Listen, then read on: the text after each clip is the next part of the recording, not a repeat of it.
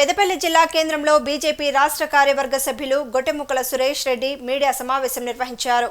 ఈ సందర్భంగా ఆయన మాట్లాడుతూ యూరియా బ్లాక్ మార్కెట్పై కాంగ్రెస్ నాయకులే బాధ్యత వహించాలన్నారు.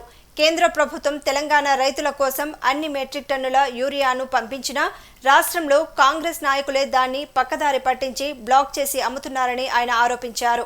రైతులను పట్టించుకోవడం లేదంటూ కాంగ్రెస్ ప్రభుత్వ తీరుపై మండిపడ్డారు. కేంద్రం ఇచ్చిన యూరియాని రైతులకు చేరకుండా కాంగ్రెస్ నాయకులే అడ్డుకుంటున్నారని, పెద్దపల్లి ఎమ్మెల్యేకు రైతుల పట్ల బాధ్యత లేకపోవడంతో జిల్లా రైతులు ఇబ్బందులు పడుతున్నారని అన్నారు. మీడియా మిత్రులకు నమస్కారం. మీ అందరికీ తెలుసు, మనందరం కూడా గత నెల రోజుల నుంచి మన తెలంగాణ రైతన్నలు, మన ప్రాంత రైతన్నలు ఏ విధమైనటువంటి ఇబ్బందులు పడుతున్నారో, వాళ్ళు ఏ విధమైనటువంటి తిండి లేక తిప్పలేక కన్నీరు మున్నీరై ఆధార్ కార్డులు, పాస్బుక్ జిరాక్స్లు, వాళ్ళ రుమాళ్ళు, చెప్పులు లైన్లలో పెట్టుకొని యూరియా బస్తాల కోసం పడుతున్నటువంటి కష్టాలు మనకు వర్ణాతీతంగా ఉన్నాయి. అంటే ఈ పరిస్థితి రావడానికి కారణం ఎవరు?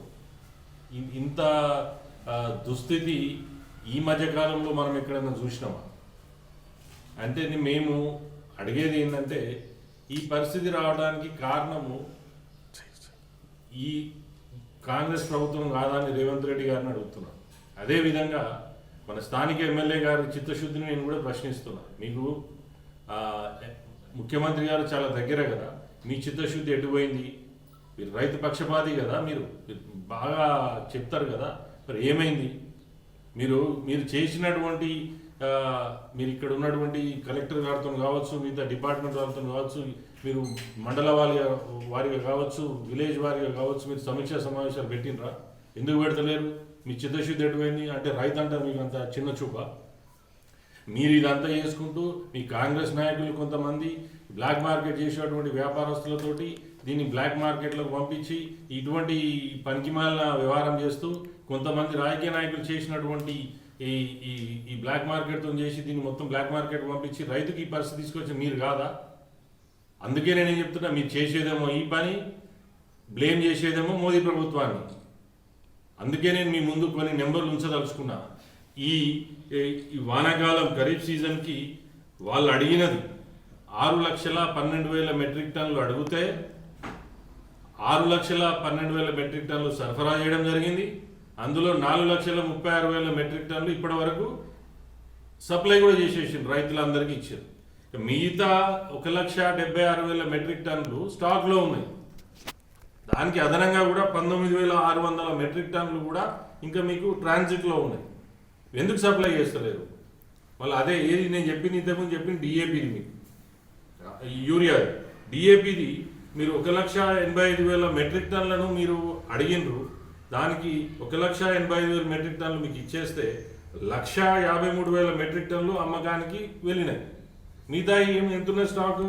32,000 మెట్రిక్ టన్నులు స్టాక్ ఉన్నది. అంటే దాంతోపాటు అదనంగా ఇంకా 10,804 మెట్రిక్ టన్నులు మీకు ఇచ్చడానికి ట్రాన్సిట్లో ఉన్నది.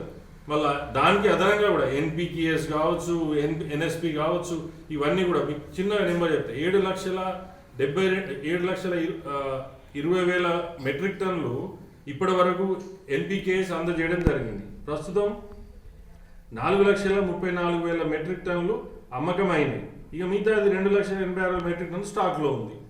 ఇప్పుడు ఎన్ఎస్పి గురించి 42,000 మెట్రిక్ టన్నులు అందజేయడం జరిగింది. 19,000 ఇప్పటి వరకు వేసారు. మిగతాదంతా నేరు స్టాకే ఉంది. అంటే ఇప్పుడు యూరియా కావచ్చు, డిఏపి కావచ్చు, ఎన్పికేఎస్ కావచ్చు, ఎన్పిఎస్ కావచ్చు, ఎన్పికే కావచ్చు, ఇవన్నీ కూడా మీరు అడిగిన దానికంటే ఈ మెడ్రాస్ ఫెర్టిలైజర్ నుంచి తర్వాత మిగతా వేరే ప్లాంట్ల నుంచి కూడా మీకు కావాల్సినంత మీరు అడిగితే ప్రయత్నం చేసి తీసుకురావడానికి రెడీ ఉన్నారు.